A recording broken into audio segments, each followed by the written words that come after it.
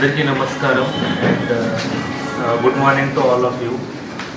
మన అందరికీ తెలుసు, నిన్న 3 o'clock Honorable the Election Commission of India has announced the schedule for general elections 2024.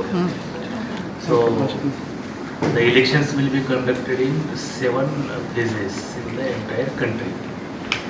So దీంట్లో మన తెలంగాణ చూసినట్లయితే తెలంగాణ సంబంధించిన elections are being conducted in the 4th phase.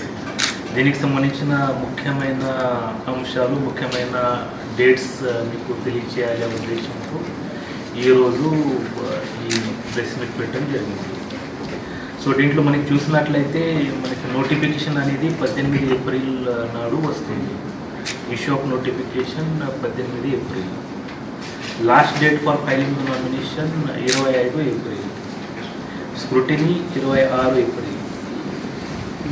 Last date for withdrawal of candidature 29 April.